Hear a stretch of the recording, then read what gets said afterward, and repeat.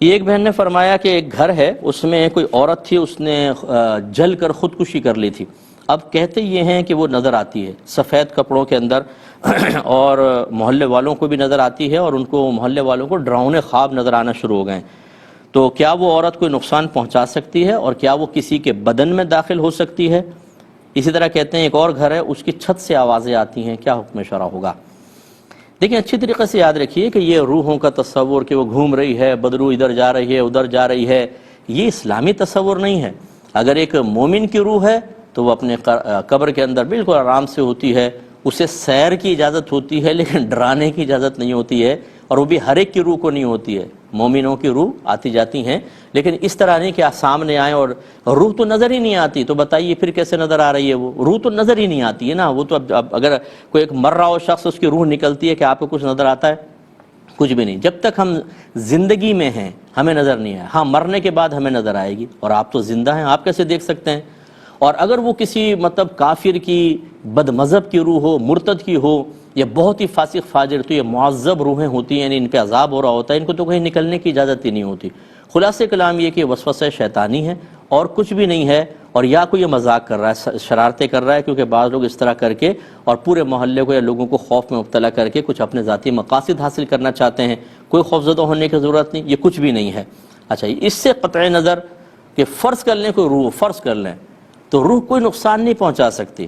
آپ خود بتائیے، کیا ایک روح تو جسم کے بغیر کچھ بھی نہیں ہے، ایک ہوا کی طرح ہے، وہ کیا نقصان پہنچائے گی آپ کو؟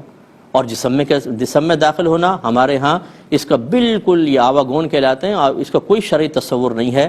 لہٰذا اپنے مذہب کو جب آپ نہیں سیکھیں گے تو غیر مذہب آپ کے ذہن میں آئے گا، جو فلمیں دیکھ کر، ڈرامے دیکھ کر، الٹے سیدھے جگہوں کے اور بہت سے تصورات اپنے ذہن پہ خلاف شرع جمع کر چکے ہوں، وہ ایسے ہی خوفوں کے اندر مبتلا ہوتے ہیں۔ مومن تو کبھی نہیں ہوگا، جو کامل مومن ہے، جس نے اپنا دین سیکھا ہو، سمجھا ہو، روحوں کے معاملات، تعلیم شرع اس کے ذہن میں ہو، تو وہ بالکل خوفزدہ نہیں ہوگا۔ یہ وہی ہوگا جس کا ایمان کمزور ہے۔ دوسرا جو آپ نے کہا کہ محلے والوں کو ڈراؤنے خواب، یہ اصل میں نفسیاتی ایک اثر ہوتا ہے۔ آپ بہت ٹینشن میں ہوں، آپ سوئیں، آپ کو خواب میں ایسا لگے گا وہ قتل کر رہا ہے، کتے پیچھے بھاگ رہے ہیں، بھیڑیا آپ پہ حملہ آور ہو رہا ہے، تو یہ بعض طبعی خواب ہوتے ہیں۔ جب سارا دن آپ ڈپریشن کا شکار رہیں، کوئی یہاں سے ڈرا رہا ہے، کوئی وہاں سے ڈرا رہا ہے، آپ سوئیں گے تو یہی چیزیں متشکل ہو کر خواب میں نظر آتی ہیں۔ لہذا کچھ بھی نہیں ہے، آپ بالکل بے فکر رہیے۔ اسی طرح گھر کی چھت سے آوازیں آ رہی ہیں، یہ کوئی آوازیں وغیرہ نہیں ہے، یہ آپ کا وہم ہے، کوئی کیڑا ہوگا، کوئی ہوا چل رہی ہے، کوئی چیز گر گئی اور وہ آوازیں شروع ہو گئیں۔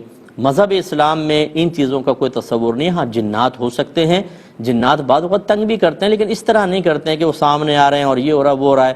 یہ کبھی کبھار ایسے معاملات ہوتے ہیں، اگر جنات ہر ایک کو ایسے تنگ کرنے لگتے تو کوئی ایک مسلمان بھی اس سے محفوظ نہیں ہوتا، کیونکہ وہ تو کوشش کرتے ہیں کہ ہمیں ڈسٹرب کریں، اور اگر وہ اس ایسی تصرف کر سکتے تو پھر جو نمازی مسجد کی طرف جا رہا ہوتا اس کو اٹھا کے پھر گھر کی طرف پھینک دیتے تاکہ جا ہی نہ سکے۔